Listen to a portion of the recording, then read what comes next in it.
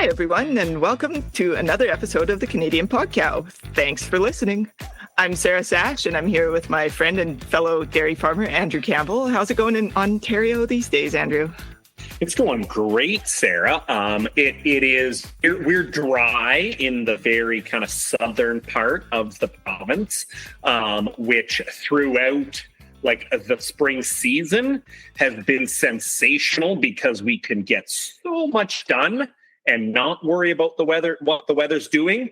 But we've got about one more day of work, and then I'm immediately going to want it to rain if I can put that out there, that now I'm ready. I wasn't ready yesterday. Tomorrow I'll be ready. How are things in BC, Sarah? Same boat here. We got a nice stretch of 10 days of sunshine, which is awesome for getting everything done and completely exhausting.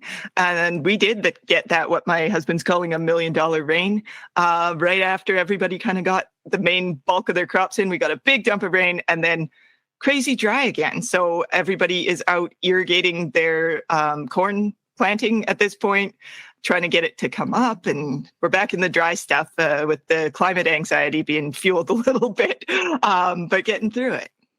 Yeah, well, I didn't realize you were irrigating corn. Is that what you do? Oh yeah. Last couple of years. Such a big job. It is, but you need to do it to get it going in the springtime when we have this super dry weather. So that's what's happening. Yeah, we are not set up. We also apparently need to do that. Because it has not rained very much for a month. So far, my strategy is to drive by slowly in the pickup truck and hope it rains. It has not worked yet for growing corn, but I think we'll get there. You just got to get your pool clean, and then it will definitely rain. Then it'll definitely. Well, you know what? And the thing is, and we are the butt of most jokes in our community in that when we cut hay, it rains. And so I've had many neighbors text me saying, "Can you please cut hay?" And I said, "Yes, I did." And I put my dad in it. We've tried everything. It still hasn't done it, but it is what it is. So. No shortage of weather frustration being a dairy farmer. I don't think there's a day we ever come on here and say it's just perfect. So. Well, there must have been one after that $1 million rain. 2 days later, you must have been happy. I was happy one day too, but yeah, it is how it goes. So, and certainly one of the things that also is a big topic of conversation, Sarah, within the dairy industry, we talked about it previously, was this code of practice for the care and handling of dairy cattle. We talked about kind of the draft, what was in it, what should be done. The review's complete, and the final code was published March the 30th. So we're just over here at the Canadian Podcast normalizing talking about the code as much as we talk about the weather, which is an important part of dairy farming in 2023. So to find out what's coming, we decided to bring back the same guest as last year to update us. That's to say Clemence Nash, who is Program Manager for ProAction and Animal Care at Dairy Farmers of Canada, will be joining us today. And by the way, if you did miss the episode that was talking about the draft, it is available on our website, canadianpodcow.ca, or just in the podcast feed. So without further ado, let's get to it with today's episode on the Code of Practice for the Care and Handling of Dairy Cattle. Thanks for tuning in to the Canadian Podcast. In January 2019, Dairy Farmers of Canada initiated a review using the National Farm Animal Care Council's code development process. As I said, the process is now complete, and the new code is available on the website nfacc.ca. To answer all of our questions about the new code, our guest today is Clemence Nash, Project Manager at Dairy Farmers of Canada. Clem for short. Clem, thanks for joining the Canadian Podcast. Thank you. It's great to be here. Well, we're glad you're back to answer some of our questions here because there is a lot to discuss. We had you on, before, obviously, to discuss just what some of the potential changes were, some of the red flags that certainly dairy farmers needed to be aware of. So it's good to get to the heart of this, and maybe we can kind of start back up a little bit. Remind listeners, what is this code of practice for care and handling of dairy cattle, and why was it updated? Sure. So, I mean, the code of practice is essentially made up of industry-supported list of requirements and recommended best practices. And those kind of ensure that dairy farming practices in Canada remain scientifically informed, practical, but also relevant to societal expectations. And that we all kind of work together to figure out what those requirements are. Most livestock sectors in Canada now have one, even fish industries, for example. And the expectation is that they're updated every 10 years. Our dairy code was last published in 2009, so we were definitely due for a revision. So can you tell us more about the process that led to the publication of the new code? I mean, I know it took 4 years, which is quite a long time. Who developed the new code and what are the steps they took to get there? Yeah, great question. I mean, as we all know, the last few years have been eventful for all of us. Pandemic and all of the things that followed. So the code, the revision process, and even a new code is managed by the National Farm Animal Care Council, NFAC. And the first step of any either new code or code revision is for a scientific committee to do a literature review. So we had dairy scientists from across the country come together to really review the literature around animal care for dairy cows and kind of figure out what the science says, because that is the basis. That is step one. It has to be science-based. And following that, they just generate a report that is then shared with the code committee. Now, the code committee is made up of pretty much every stakeholder we can get on there. Of course, farmers are well represented. We've got veterinarians, we've got transporters, we've got like humane animal groups that aren't necessarily PETA, but are really focused on animal welfare. So Humane Canada was there. We've got kind of DFC staff that are represented. It's just like everyone's around the table, and it is a consensus-based model. So they have to come to a consensus on what new requirements look like. So they get together, and normally those meetings are supposed to be in person, which generally leads to kind of more fruitful discussions. But because of COVID, everything had to be virtual, which definitely slowed the process down. On top of that, some of the issues that were being discussed at this code revision were quite complex and potentially quite impactful for farmers. And so it really took a long time for them to work through that and ensure that the final code would meet everyone's expectations as best as it could. Well, impactful, I think, is a really important word there, Clem, in terms of obviously all of this. I mean, having gone through it, both, kind of pre-consultation and post, there's a lot of things that obviously dairy farmers are doing on a regular basis already that didn't change, but there is still impact in this change. Do you want to kind of bring to light, some of the biggest, most impactful changes that you feel were made compared to the 2009 version? Yeah, there's a few things that I'd like to raise, I think. Some of these I'm sure we'll discuss a little later in this podcast. But one of the biggest kind of novelties of this code, and it's the first code to do this, is that we have a 12-month implementation period, which means that as of publication date, which was March 31st, 2023, farmers have 12 months to implement those requirements that don't already have like another date listed in the requirement, which means the live date is technically April 1st, 2024. That's new. And that is to take into account that some of the changes that are required of farmers for these recommendations could take a little bit of time to do. And so the code committee was very sensitive to that. In terms of the requirements themselves, a lot of it, like you said, Andrew, is already covered by ProAction or partially covered by ProAction. So farmers are already doing a lot of it. The kind of new ones that have generated quite a few questions and have received quite a bit of attention are those generally around calf and cow housing. So for calf housing, the requirement as of April 1st, 2024 is that indoor calves can't be tethered and that outdoor calves can be, but need outside access to the hutch. So they need to have like access to a space outside of the hutch and need to have physical contact with other calves. So that could be impactful for some farms. And then on top of that, by April 2031, the expectation is that calf housing will be in pairs or groups. And so there's kind of you can see all the details in the code. So I recommend everyone go actually read the detailed code to get all the details. It's available, like Andrew said, on the website. But it means that at a certain age, and I think it's between 2 to 4 weeks, farmers have to kind of develop a plan to pair and group housing calves. And based on the science, it's pretty clear that that does kind of promote social behavior, longevity, growth in calves. So it's a really positive change, but you have quite a few years before you have to do that. A lot of farms are already doing it and doing it well. There have been questions about cross-stacking and how to manage that. So DFC and provinces are aware of those concerns, and we're working on ways to help support farmers through that with their farm teams.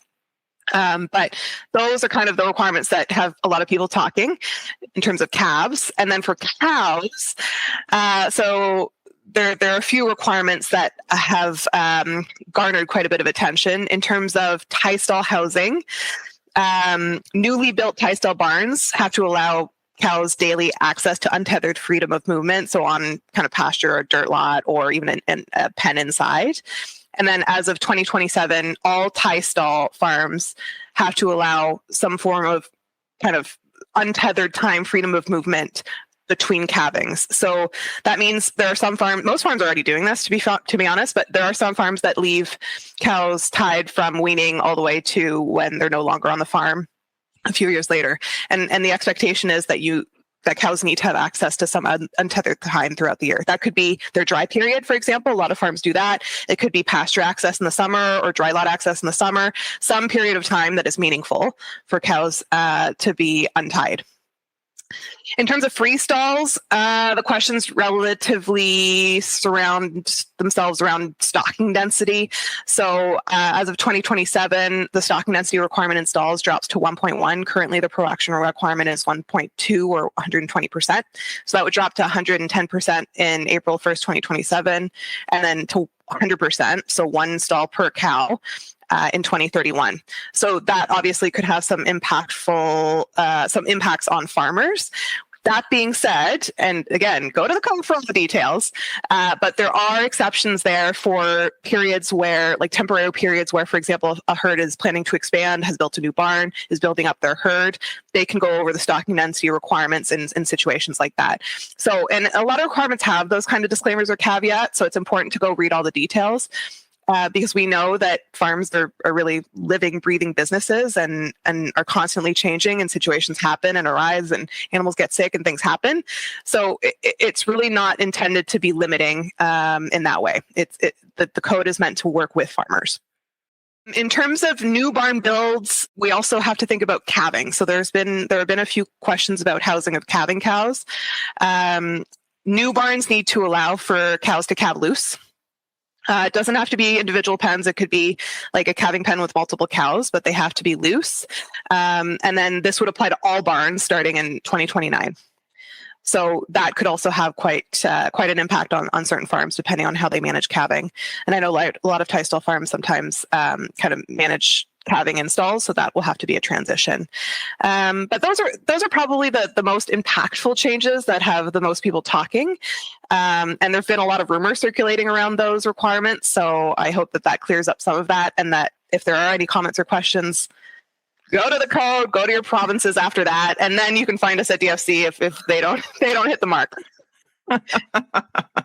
So just going back to the process a little bit, I mean, when you say talking, we've been talking about this for a long time. It's been a number of years of consultation. I'm curious, between the version that preceded the consultation and public comment period and the updated version that was ultimately released, were there differences? What impact did that consultation have on the actual finished product? Yeah, this is a great success story. The comment period was super successful, almost too successful, because everyone was overwhelmed by the comments received. We broke many NFAC records for comment periods in terms of number of comments from farmers, number of comments from everyone. But the bulk of the comments came from farmers, and then the kind of the second highest number was consumers or interested citizens. So, you know, it was clear that that people wanted to participate in the process and share their thoughts. And most of that was quite constructive, which was also really great to see.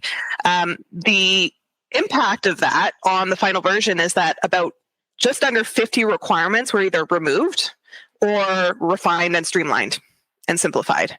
So that is a huge impact. And if you were to do a common period version versus final version comparison, you'd be able to see how some of those pieces were streamlined and which requirements were removed. For example, I think the draft version had that you can no longer use prods at all, period.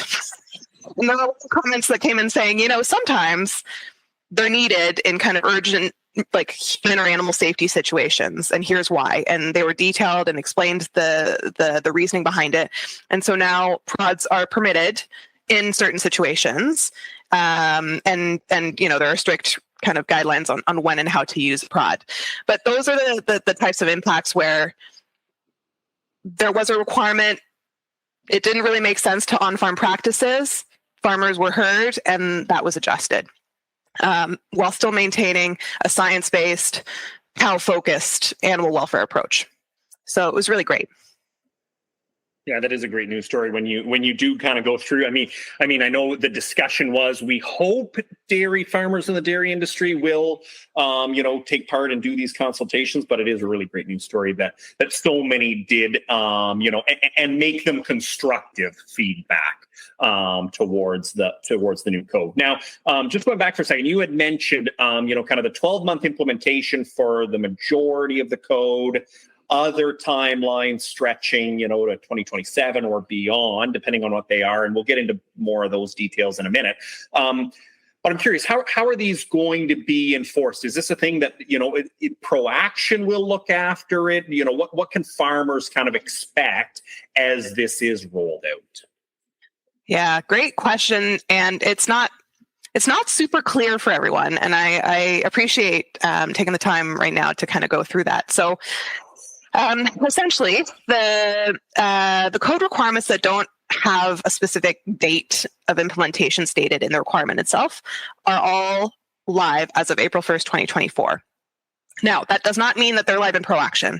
The ProAction program is based on 2-year cycles. We try really our best not to change or add requirements mid-cycle. And we want to make sure that we implement new requirements into ProAction thoughtfully and the right way through our committee process with heavy farmer involvement. So the earliest you're going to see changes to the ProAction modules that are based on the revised code is in September of 2025. That's like at the earliest. That's the start of the cycle that it would apply to.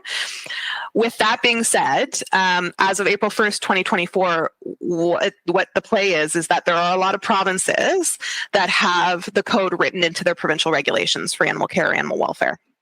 So what could happen is post April 1st, 2024, if an inspector comes on a farm due to a report by someone for animal care or animal hygiene or anything like that, and an inspector shows up from the province, they may use the code as the basis of the standard that is to be met, which would be the new requirements.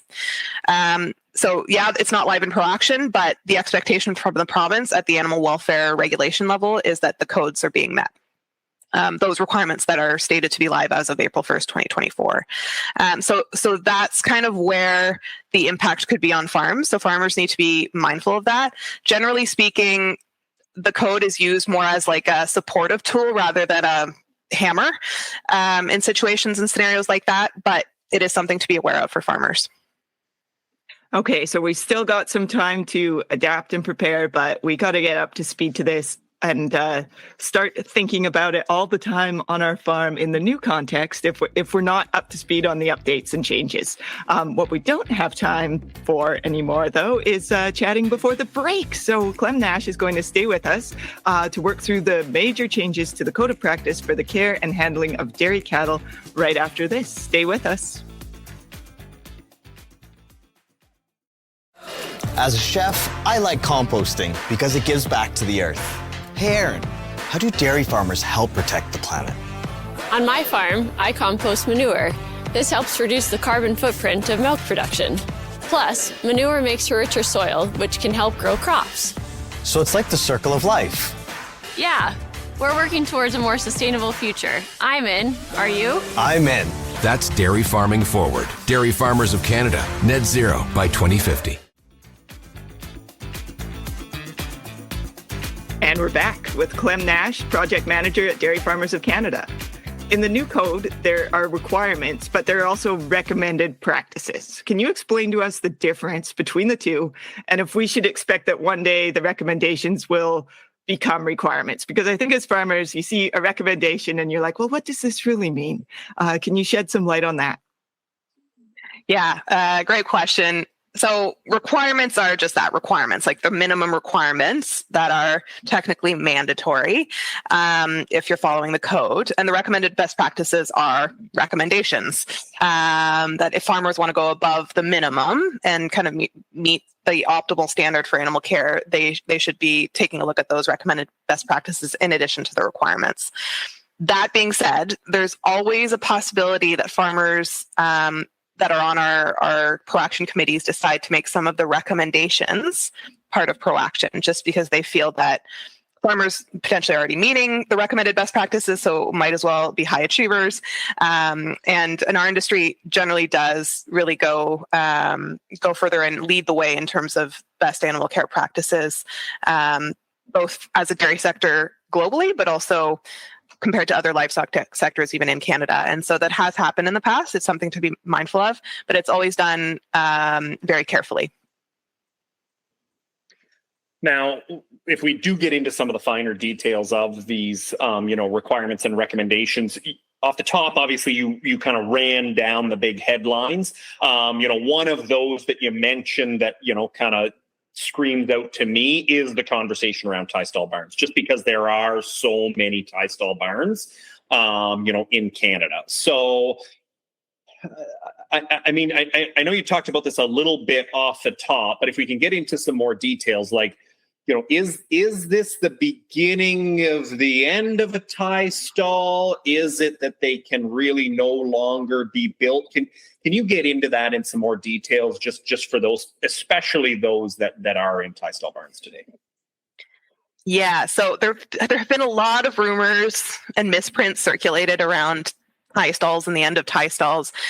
This code revision does not mean tie stall barns cannot be built or are being retired, so to speak. The code is pretty clear in stating that farms will all have to move towards providing some form of freedom of movement, whether that be daily or sometime calving to calving, depending on new builds versus existing facilities. But existing facilities can continue. And a lot of tie stall farms are already following these requirements. So from that front and from the requirement side of things, tie stall farms are here to stay. That being said, outside of the realm of requirements and recommended best practices and regulatory elements, we have seen financial institutions starting to think more carefully about whether to fund new tie stall builds, because we are seeing a reduction in tie stall barns in Canada in terms of numbers year to year and also internationally. So that could be something farmers need to be mindful of. It might be difficult to get funding for building new tie stall barns. And so it's kind of not the code or not necessarily ProAction that is pushing that movement, but more financial institutions and other stakeholders. So I think you kind of answered the question already, but if we were to embark on a major renovation, let's say, does the renovation of an old barn meet the definition of new construction? How would you see that? Yeah, so we'll be kind of adding a lot more detail to this if and when this comes to kind of the DFC provincial side of things. But for the time being, the code, the understanding of the code is that an extension to an existing barn would not qualify as a new build. So if you're just like extending the roof another X number of feet, that would be kind of same footprint. Cows already live in that barn. You're just adding an extension to it. If you're building a barn from the ground up on a different site or next to the existing barn, and even if you connect it to a tunnel, if it's like ground up, new foundation, independent walls, all those things, then that would be considered a new build. And so the new build requirements would apply. And if we can kind of keep on the subject of housing and flip to calves, because that was one that I know, again, from kind of draft one to final version, had quite a few changes, just given just how strict some of those requirements were going to be for housing calves, particularly group housing and tethering and all that kind of thing. Is it a case of, you think that a lot of farmers are going to have to change how they raise calves, given that, if I look at us as an example, 12 months ago, before we moved into our new barn, they were in hutches individually for 8 weeks. I'm thinking that wouldn't have been allowed in a few years. And I know a lot of other farms are in that same situation. If you were in that system today, or for those farmers listening that have that system currently, hutches outside are still acceptable, and the calves can still be tied to the hutch. There has to be a collar as opposed to just using the chain as a collar. The impactful thing, though, is that if you put fronts on your hutches where the cows can't go out of the hutch, even if it's got like a space for the head, that would need to be adjusted to have pens in front, or like take that off and keep the calf tied and allow the calf to leave the hutch to allow it, itself to kind of adjust its own body temperature and gain kind of some outdoor time. And the hutches would have to be close enough to permit physical contact. So, you can have individual hutches with individual calves, but the chains need to be long enough for those calves to interact in some way without getting themselves tangled up and hurting themselves. This is limitation, because animals will be animals, toddlers will be toddlers. Like we have to keep safety in mind for all. So it's doable. And that's the nice thing about the code, is that it's generally speaking non-prescriptive. Like they don't detail exactly how long the chain needs to be or what the stall dimensions exactly need to be or all of those things. It's more outcome-based, cow-based, and science-based. So if the outcomes are met, however that looks, for the most part, within these kind of guidelines, then you're good. And so farmers can kind of find their own way to do that. I've seen a whole lot of different ways for pens to be constructed around hutches. I've seen skids being used. I've seen fencing being used. I've seen straw and hay bales being used. Lots of options. Of course, there are also implications around biosecurity and other things that need to be managed, and that's where we strongly recommend that the on-farm vet, and your farm team are involved in the process to make sure that those types of issues are covered. So are there any differences for cow breeds? Like if I'm a Holstein farmer or Jersey farmer, is there a difference in the code? And maybe to follow that up, are all four-legged bovines on the farm covered by the same code? If you have some beef animals on your farm, what's the situation with that? Man, you're throwing me some hard ones. So in terms of cow size, like dairy breeds, so if you've got like Canadians or Jerseys or those type of smaller structure breeds, there are kind of disclaimers or exceptions made for pack space, for example. So those smaller breeds require less space on a pack, and those details. Usually it's about 80%. I think ProAction uses 80% of a mature Holstein is what the standard is for Jerseys and Canadians and smaller structure cows. So that's where that is taken into account. As for stall dimensions, I mean, as long as the animals aren't hitting the stalls, aren't hurting themselves, won't have visible injuries, the cow fits the stall. So there are no strict dimension requirements for stalls. So that's kind of where there are some understandings around the differences in cow size. In terms of all four-legged bovids, beef, for example, it becomes a little bit tricky. So how we manage this in ProAction, keeping in mind that ProAction's umbrella only covers facilities that have milk licenses, right? So we can't go onto an auction site or a beef farm and mandate, even if they have dairy animals, that they meet ProAction requirements. They have to have a milk license. If a farm with a milk license has a pen of cows that are considered beef animals, whether they're raising up like beef on dairy crosses or what have you, if they're housed separately in a separate pen, they would not be included in the dairy code or the ProAction program. If they're mixed in with dairy animals, for example, young beef on dairy calves are housed the same way as dairy calves and kind of in the same row of hutches or in the same types of pens, they would be covered. So that's how we kind of separate. There is a beef code and there is a veal code. And so the animals that are housed separately would be covered under those codes, which if you have beef animals, I strongly suggest you go and make yourself aware of those requirements to make sure that that you're covered. Well, thanks for that. I'm always curious a little bit when you've got kind of a mixture what the answer is, and I think that really helped with that. That said, if we work towards all of these things and ultimately are not able to meet the new requirements, not specifically regarding beef or calves or whatever, but any requirement of the new code, what will happen? What is the enforcement like, or what are the consequences for not complying with this? Yeah. So another toughie. So the code committee has really made a significant effort and push to allow for enough time for farmers to adopt recommendations and requirements, particularly those around kind of high impact on structural changes or financial changes, financial commitments, et cetera. And have also made an effort to make it as non-prescriptive as possible. So farmers can be creative in how they find solutions to meet the requirements.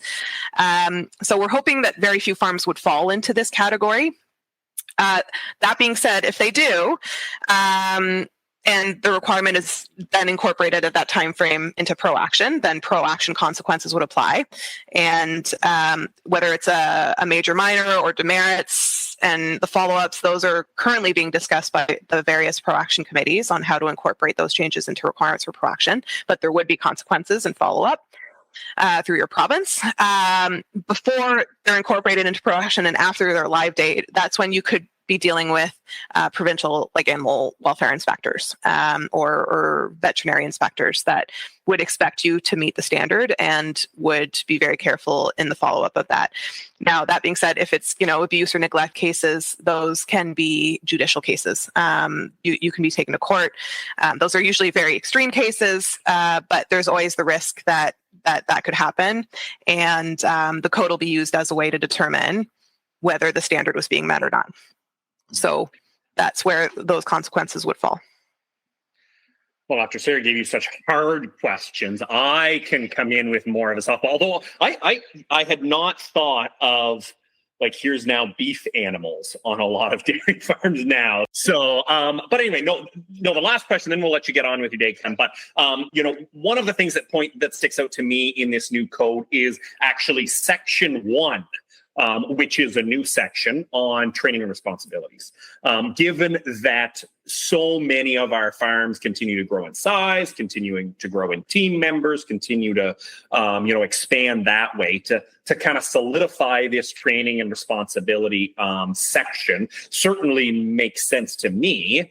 But maybe kind of describe some of the things that, as we do have people here working on the farms, what should I make sure they know now, Clem? Well, that is a good question.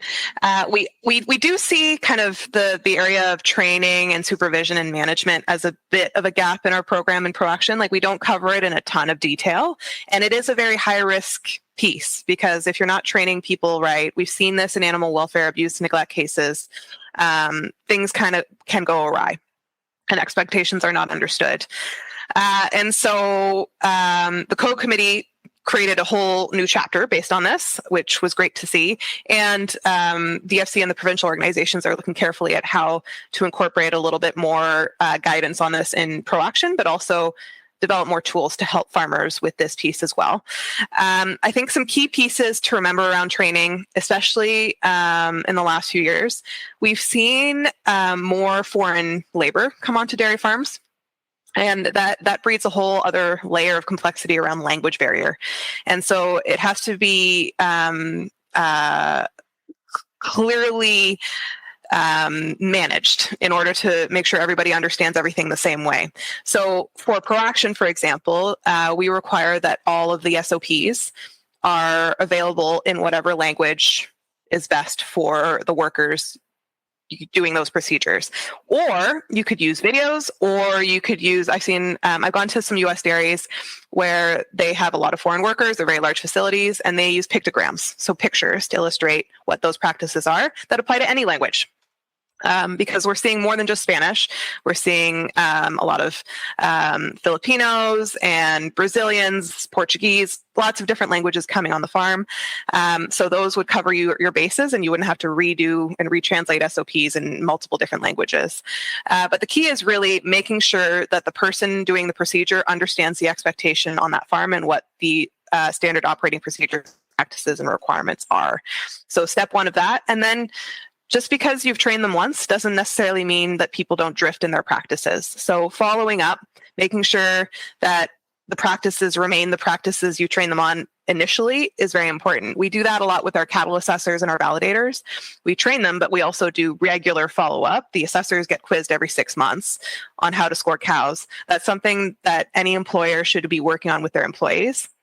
And lastly, monitor yourself. Make sure that you have eyes on you as well, because you, as if you're a property owner or manager, you can also drift. So make sure you have some check-ins from outside sources, whether that be for example, your vet or someone else in the family that doesn't work on the farm regularly, that makes sure that keeps you accountable for your practices and how you should be doing things, because it's very easy to get complacent. And that's where things can kind of go downhill. So those are the pieces that I would sensitize everyone to around training and management. And we'll be adding kind of a little bit more detail and content to that, both in terms of supportive tools, but also potentially in requirements in coming years. I think those are some really great pointers. I mean, we're always talking about continuous improvement in the ProAction program. And I think that just staying on top of it, keeping up with what's happening, and holding yourself accountable, like you say, is really so important. I love that we're able to connect with you for this conversation, Clem. I think it's a great way to take something that's kind of intimidating, like the code, and just talk about it. I learned something new. And I think there's always something to learn when we're talking about this. So thank you so much for taking the time to be with us, Clement Snash. Thanks for being at the Canadian Podcast. Anytime. Thanks so much for having me. Yeah, thanks very much, Clem. Just a reminder that the new Code of Practice is available. You can go to the website nfacc.ca. You click on Code of Practices, Dairy Cattle, and there it is. So thanks, Clem. And that's it for this episode of the Canadian Podcast. Sarah, what's some of your reaction to what Clem had to talk about? Or, I don't know if you've gone through it word for word, page for page of the new code, but are you nervous? Do you feel ready? How does it apply to you folks out in BC? Well, I have to admit, I need to go and read through the final because we spent a lot of time here talking about the draft, and I spent a lot of time contributing to the consultations on that. And then it sounds like there was some movement, and some things did change from draft to what's final. So I need to work through those and get up to speed on them. But I love that we're conversing about it. I mean, it's way easier to learn things with friends, and talking about it and just getting a sense of how other producers are handling some of the changes, I think, is a great way to manage this as we work through it together. And no, I'm not that crazy intimidated by the requirements. I think they're super important to what we do in the industry, to what consumers are expecting on farm. And I'm glad it sounds like the consultations were reflective of the process, that people were involved and had their say and got into it. And as producers, it's our responsibility, I believe, to carry this work forward and to have it show up on our farms in a really positive way. Yeah, no, absolutely. Well, and I think, going back to those draft ones that we had talked about here, that, we'd done, I'd sent my consultation kind of ideas through as well, because, at that point, there were a few things that, maybe didn't even necessarily apply to us as a farm, but I think, gosh, that's getting carried away is maybe the wrong word, but you just kind of think, is that really necessary to go that far? So to be able to hear that so many of the producers in the country did submit some ideas to that, and that the committee did really take them to heart, I think was great news. And as I kind of look at that, there isn't the same red flags that I thought there were in draft one. So I'm with you. I've seen a lot of the headlines through a few different presentations. So once maybe it'll be like my cottage reading. I'll bring up the code of practice as I sit on a dock with a beverage. That sounds like a good holiday activity. Yeah, just tell Jess that's what you're packing for. I've got my cooler and the code of practice. I'm ready to go. I'm jealous, man. Jealous. Oh, funny. Well, I do want to take this time, to thank everybody for tuning in today. Certainly don't hesitate to send us questions, comments, suggestions, anything like that via our Facebook page or our Twitter account. And please don't forget to share this podcast with your colleagues and friends. Great way to learn about the code of practice, among other awesome topics. All our episodes are available on canadianpodcow.ca. A big thanks to our guest, Clemence Nash. Thanks to our director, Bruce Sargent, our producer, Carl Belanger, and our sponsor, Dairy Farmers of Canada. See you soon for another episode of the Canadian Podcast.